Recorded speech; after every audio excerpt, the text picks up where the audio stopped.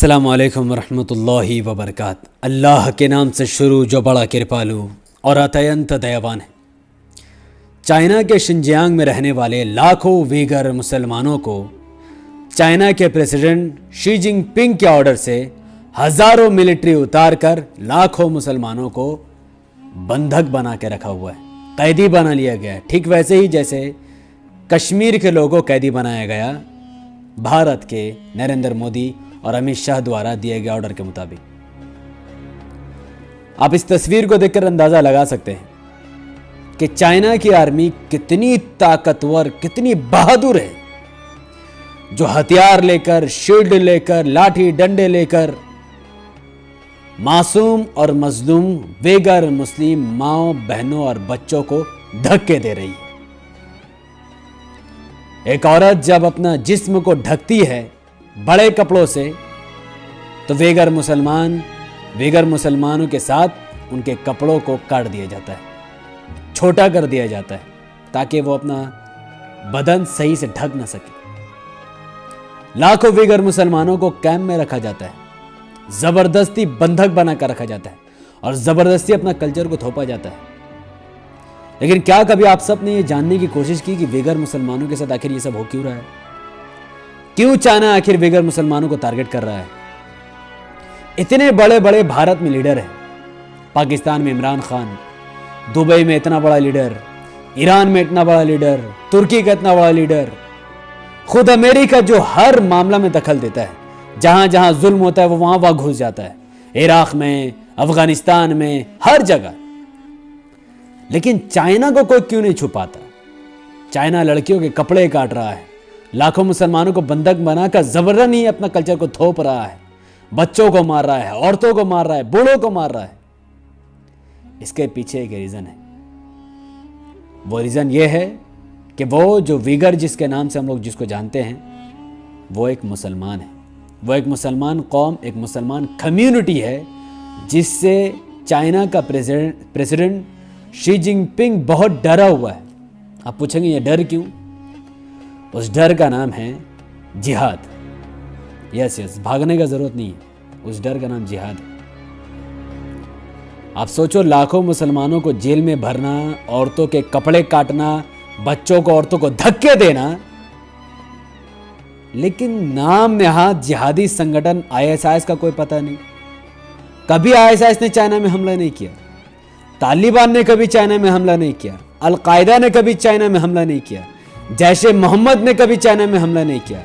नाम Nehad so called जिहादी group जो कि इस्लाम को बदनाम करने के लिए बनाए गए हैं, जो हर जगह अटैक करते हैं, खास करके मुस्लिम एरिया में वो बम फोड़ते हैं, पाकिस्तान, ईरान, इराक, अफगानिस्तान। लेकिन इनकी ताकत, इनकी हिम्मत तब कहां जाती है? चाइना में क्यों नहीं जाते ये लोग? तो ये तो बात वाज़ेह है कि इस्लामिक टेररिज्म नाम का कोई भी चीज इस वक्त दुनिया में नहीं है। कोई भी ऐसा ग्रुप नहीं जो इस्लामिक टेररिज्म फैलाता है। ये तमाम ग्रुप पॉलिटिकल है, जो पॉलिटिक्स के लिए यूज किए जाते हैं, और बेघर मुसलमानों को भी इसी के तहत बंधक बना के रखा गया है। पूरी दुनिया में मुसलमानों को बदनाम करने का सबसे आसान तरीका है, अगर किसी की सरकार गिनानी हो या किसी की सरकार उठानी हो, किसी की सरकार बचानी हो, आपका घोटाला पकड़ा गया, आपका गलत हरकत पकड़ा गया, तो सुबह ही बम ब्लास्ट करवा दो। और बम ब्लास्ट करने के बाद क्या पता चलेगा? वहां पर एक टोपी फेंक दो, बोलो मुसलमानों ने कराया, मुद्दा ही घुर जाएगा। बम ब्लास्ट कराने वाला अपोजिशन या बम ब्लास्ट कराने वाले खुद सरकार, और तमाम चीजों को छुपाने के लिए मुसलमान का नाम डाल दो। शी जिनपिंग को अच्छा तरीके से पता है कि जो डेमोक्रेसी का गला उसने घोटा है चाइना में, इसके खिलाफ अगर कोई आवाज उठा सकता है तो वो एक ही कम्युनिटी के लोग हैं, वो है मुस्लिम। क्योंकि अल्लाह ने साफ साफ कुरान में ऑर्डर दिए हैं कि जुल्म को बर्दाश्त करना अपने आप में पाप या न्याय है, गुनाह है। और चाइना लोगों के हक को मार रहा है, लोगों के हक को खा रहा है। एक तरफा खुद बादशाह बना हुआ है, किसी और को सीएम पीएम बनने ही नहीं दे रहा है। तो उसे डर है शायद कि मुसलमान कौम अगर जागेगा, मुसलमान कौम को अगर छोड़ दिया जाएगा, तो ये तुरंत शी जिनपिंग के खिलाफ जिहाद कर देगा और चाइना की सत्ता को उखाड़ फेंकेगा, वैसे ही जैसा भारत में अंग्रेजों की सत्ता को मुसलमानों ने उखाड़ फेंकी थी हिंदुओं के साथ मिलकर। एक वजह ये, और यही आखिरी वजह। दूसरी वजह जो छोटी है लेकिन काफ़ी बड़ी है, समझने वाली है, कि चाइना अपनी कल्चर को मुसलमानों पर थोपना चाहता है। चाइना के कल्चर में डांस है, छोटे नंगे कपड़े हैं और गाने बजाने हैं, सुअर का मांस खाना, गलीजी में रहना, कुत्ता खाना, सुअर खाना, गीदड़ खाना। इस्लाम में ये सब अलाउड नहीं है। चाइना चाहता है कि जो उनके कल्चर का ड्रेस है वो मुसलमान पहन ले, जो उनका कल्चर का डांस है वो मुसलमान करे, जो उनका कल्चर का कुत्ता बिल्ली खाना वो मुसलमान खाए। हम नहीं खा सकते। अल्लाह सुब्हानहू व तआला ने मुसलमानों को साफ़ सुथरा और अच्छा खाना खाने का हुक्म दिया, गलीज घिनौना गंदा खाना खाने का हुक्म नहीं है, हराम है। लेकिन चाइना चाहता है कि वो खाए। हमारे इस्लाम में अल्लाह सुब्हानहू व तआला ने औरत को जिस्म ढकने की ऑर्डर दिए हैं और मर्द को नज़र नीचे रखने के ऑर्डर है कि ना मर्द किसी दूसरी औरत को देखेगा, ना ही कोई औरत अपने जिस्म को खोलेगी। दोनों को अपने अपने ऑर्डर से। चाइना नहीं चाहता। चाइना चाहता है कि जैसे उसके कल्चर की औरत अपनी जांग को खोलकर, अपनी सीना को खोलकर चलती है, अपने बूब्स और बम दिखाती है, वैसे ही वो चाहता है कि मुसलमान कौम की औरतें दिखाए। ये तो पॉसिबल नहीं है।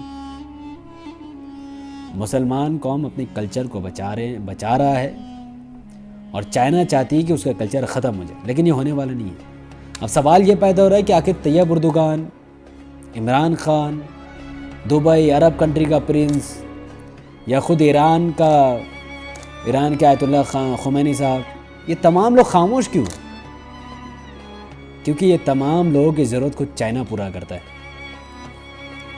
एक वक्त था जब इस्लाम को बोलबाला था, हर जगह इस्लाम का चर्चा था। बड़े बड़े साइंटिस्ट मुसलमान, बड़े बड़े डॉक्टर मुसलमान, बड़े बड़े इंजीनियर मुसलमान। अब्बासी खिलाफत के दौर में अगर आपने पढ़ा होगा तो आपको पता चलेगा, ऑपरेशन करने वाला भी मुसलमान, एल्गोरिदम अलजेब्रा को लाने वाले भी मुसलमान, बहुत सारी चीज़ों को खोज मुसलमान ने की। लेकिन उसके बाद मुसलमान बढ़ गए। शिया, सुन्नी, अहले हदीस, देवबंदी, तबलीगी, लोग मौलवी तो बन रहे थे लेकिन दुनिया की तालीम हासिल नहीं कर रहे थे। और एक वक्त ऐसा है कि आज का मुसलमान कुछ बनाने लायक ही नहीं बचा, सिवाय 1-2% के जो आज हम लोगों का नाम रोशन कर रहे हैं। ईरान, तुर्की, खुद अरब कंट्री, ये लोग क्या बनाते हैं? कुछ नहीं। ये या तो अमेरिका से खरीदते हैं या फिर चाइना से खरीदते हैं। तो ये क्या चाइना पर अटैक करेगा?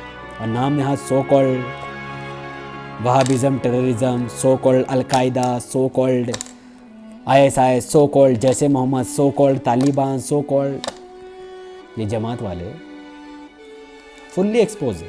ये चाइना के खिलाफ कोई एक्शन कभी लेंगे ही नहीं, क्योंकि चाइना के पास ऐसे ऐसे हथियार, ऐसे ऐसे मिसाइल है कि इनके तंबू के गंगू गाड़ कर, मार कर पूरा सफ़ा हस्ती से मिटा देगा इसको।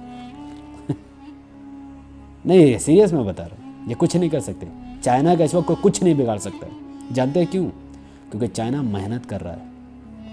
चाइना सिर्फ जुल्म नहीं कर रहा है, चाइना मेहनत कर रहा है, अपने कौम के लोगों को पढ़ा रहा है, आगे बढ़ा रहा है, टीचर बना रहा है, इंजीनियर बना रहा है, डॉक्टर बना रहा है, साइंटिस्ट बना रहा है। चाइना का कोई भी नागरिक ऐसे नहीं जो फालतू बैठा हुआ हो, कुछ ना कुछ वो सीख रहा है। लेकिन हमारी कौम के लोग खाने, पकाने, घूमने, पबजी, सोशल मीडिया या दोस्तों के साथ टाइम पास करना, इल्म सीखने की चाहत ही नहीं है लोगों में। तो जब हमारे लोगों में ही साइंटिस्ट और डॉक्टर बनना बंद हो जाए तो चाइना को क्या कुछ उखाड़ेगा।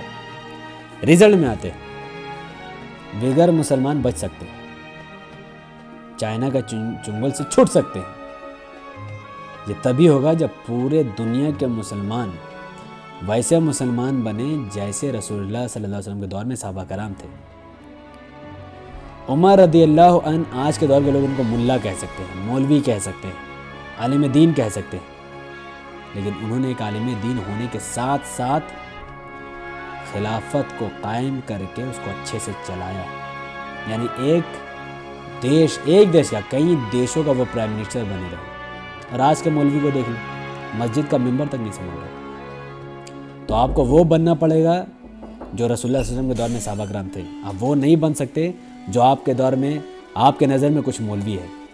जब लोग पढ़ेंगे, आगे बढ़ेंगे, कुछ करेंगे, तब जा कर के चाइना में बेघर मुसलमानों को बचाया जा सकता है, वरना वो इसी तरीके से मरते रहेंगे। जैसे कश्मीर के मुसलमान मर रहे हैं हिंदुत्व फ़ौज के हाथों, फ़लस्तीन के मुसलमान मर रहे हैं इजराइल फ़ौज के हाथों, वैसे बेघर मुसलमान मर रहे हैं चाइना फ़ौज के हाथों। और ये लोग मजबूर हैं, इनके पास इल्म भी नहीं है, शिक्षा भी नहीं है, कुछ नहीं इनके पास, बस सिवाय दाढ़ी टोपी का और कुछ भी नहीं है। इसीलिए आपको इल्म हासिल करना है। और कुरान की सबसे पहली आयत ही है इक़रा, पढ़ो। ये नहीं कहा गया कि सिर्फ कुरान पढ़ो, सिर्फ हदीस पढ़ो या खाली दुनिया का चीज़ पढ़ो। पढ़ो का मतलब है कि हर चीज़ पढ़ो। जिस दिन मुसलमान पढ़ने लगेगा उस दिन तमाम सॉल्यूशन का हल निकल जाएगा। फ़लस्तीनी मुसलमान भी बच जाएंगे, कश्मीरी मुसलमान भी बच जाएंगे और दीगर मुसलमान भी बच जाएंगे। शुक्रिया। अस्सलाम वालेकुम रहमतुल्लाहि व बरकातहू। बहुत दुख हुआ होगा ना आपको ये सब सुनकर, लेकिन सिर्फ दुख करके फ़ायदा नहीं। अगर हौसला है, हिम्मत है, कुछ कर दिखाना है तो हर उस फील्ड में घुसो जिस फील्ड में कौम के लोगों की ज़रूरत है। वरना वो लोग टेररिज्म के नाम पर, आतंकवादी के नाम पर मासूम मुसलमानों की हत्या करते रहेंगे और हम लोग हाथ पे हाथ करके बैठे रहेंगे। अल्लाह के सलाम तेरे रहमत बरकत तमाम भाई और बहनों पर हो। मे अल्लाह भी पीस अपॉन अस।